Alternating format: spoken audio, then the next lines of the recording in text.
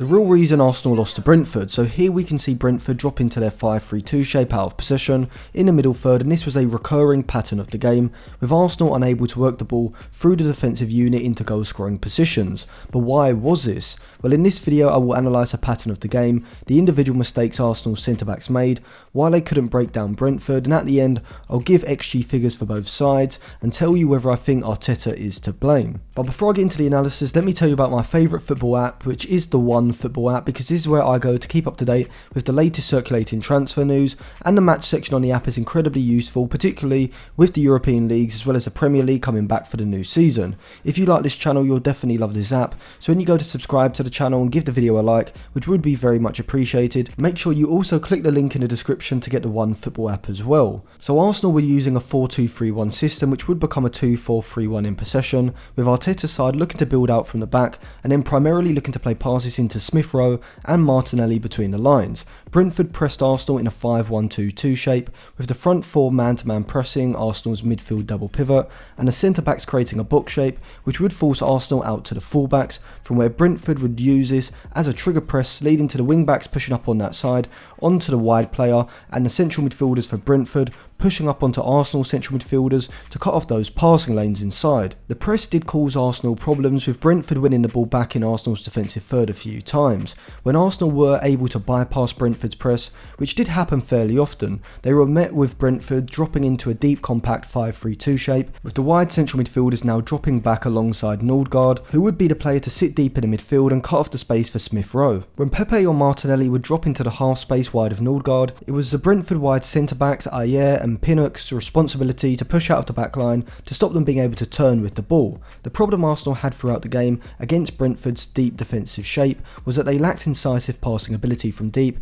to be able to find the likes of Smith Rowe and Martinelli between the lines. And when they were able to get those players on the ball in those positions, they would either go with the most risk-adverse passing option, which would just simply retain possession, which Martinelli was guilty of, or they would get into good positions before not having the composure or decision-making ability to create in the final third. We saw this with Smith Rowe, who is an excellent receiver of the ball, as here he performs a wonderful half-turn, which allows him to race at the back line of Brentford, but this is where we see Arsenal's lack of current quality in the attacking positions, as Smith Rowe releases a rather tame shot straight at the keeper. Pepe and Martinelli also suffered from this in similar sorts of positions, and it shows just why Arsenal have been chasing players like Odegaard and Maddison, who have shooting and creating ability that is a level above what Arsenal currently have. But arguably Arsenal's most concerning area was at centre-back, with Pablo Mari and Ben White, as well as right-back Callum Chambers making a lot of errors throughout this game. I'll start off with Arsenal's new £50 million signing, who was awful throughout the game. He seemed to be on the wrong wave and was out of sync with a few of his decisions. The first was here where Brentford have worked the ball out wide,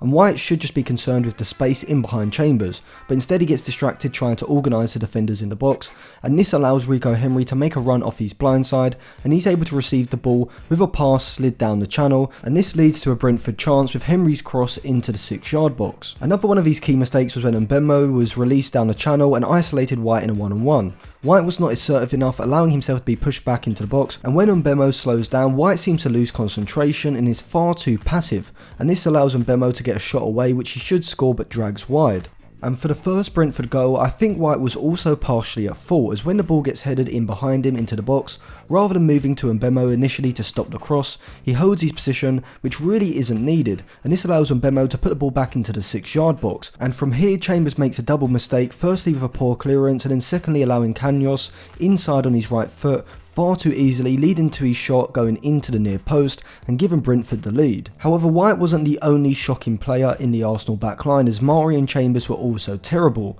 Brentford were using Tony as their target man and Mbeumo as a player to make movements in behind, so when a header forward was flicked in behind by Tony, Mari was caught off guard, didn't anticipate the movement in behind and drop off 5 yards, and was outraced by Mbeumo, exposing Mari's lack of pace as a weakness for Arsenal's backline, and this led to Mbeumo getting a shot away which hit the side netting. Mari also made an error for the second goal, with him and Chambers not commanding enough when the ball is in the air in the box, with both hesitating far too much when going to attack the ball, as though they are waiting for each other to win it, which led to them allowing the ball to bounce in the box, with White behind them also looking up at the clouds and not being commanding in that position, which allows Nordgaard to storm in and head the ball into the net, making it 2-0 to Brentford. Before I get on to who I thought Arsenal's most creative player in the game was, make sure after this video you check out some of my other Arsenal videos as well, such as who I suggested they sign at the start of the summer, and whether I think Ben White is a good signing for Arsenal overall. Those videos will be linked in the description and in the eye above. Arsenal's most creative player in this match was Kieran Tierney at left back, who completed 6 key passes,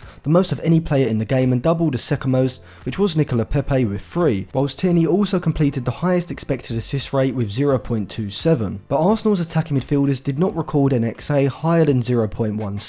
with Pepe achieving that rate, Smith Rowe recording 0.12 and Martinelli recording just 0.08, showing clearly that Arsenal's attacking midfielders were not able to create clear-cut chances, and this stemmed partly from their own ability and the lack of risk taking, but also from Arsenal's lack of incisive passes from deep positions, which allowed Brentford to drop into their 5-3-2 shape and cut off those passing lanes into central positions, forcing Arsenal to circulate the ball constantly without any penetration. Now, despite the personnel obviously being a problem, Arteta has to take most of the blame because he seems to be the man identifying transfer targets, and whilst I do think that Ben White is a good signing for Arsenal, it seems unwise to spend £50 million on one centre-back, especially when you have Saliba out on loan and Gabriel and Holding in the squad, whilst Arsenal don't have any elite creators for the first time in a long period, and this is why they aren't able to win games like this, because they lack the quality to take the few opportunities they do get in games like this. Arsenal's only real viable source of creation comes from the fullbacks overlapping, as Chambers did with Pepe and Tierney did throughout the match. However, when in front of a midfield line or receiving the ball in tight pockets, Arsenal simply don't have the quality of players to unlock defences like the likes of Manchester United, Liverpool and even Tottenham do. Arteta is going to come under huge pressure, particularly with Chelsea and Manchester City next up in the Premier League, and whilst the squad is a huge problem, Arteta is yet to show he's found a viable system to build the squad on, with this Arsenal side still looking like Arteta has only been there a few months, when in reality it's been over a year and a half that he's been in charge, which is a cause for concern. Now, Brentford did deserve the win, recorded an XG of 1.89 to Arsenal's 1.02, highlighting further Arsenal's chance creation issues, while Smith Rowe looks like he has the potential to develop into a top level player, with his reception of the ball and ball progressing ability being the best in the Arsenal side at the moment. He is still very much a development player and shouldn't be the main creator in a side pushing for the top 6. Martinelli, I think, is mid-level and vastly overrated when being compared to players like Foden and Greenwood, and Pepe's only real point of creation comes when the right back overlaps him and he's able to feed a ball down the right channel, or when he cuts in from the right and releases a curling shot, which doesn't happen often. So whilst Arteta's system is unconvincing, certainly in possession, Arsenal also desperately need upgrades in the attacking midfield positions, or they might as well put down a deposit for a place in the middle of the table for the end of the season. Arsenal's centre-backs continue to look atrocious, with White, Mari and even Chambers at right back looking about as convincing as Barcelona's accountants. So thank you for watching. If you enjoyed that video, remember to subscribe to the channel and click the bell for notifications, give the video a like and check out the description for more Arsenal videos as well. Put your thoughts in the comment section below and follow me on Instagram and Twitter for more content as well.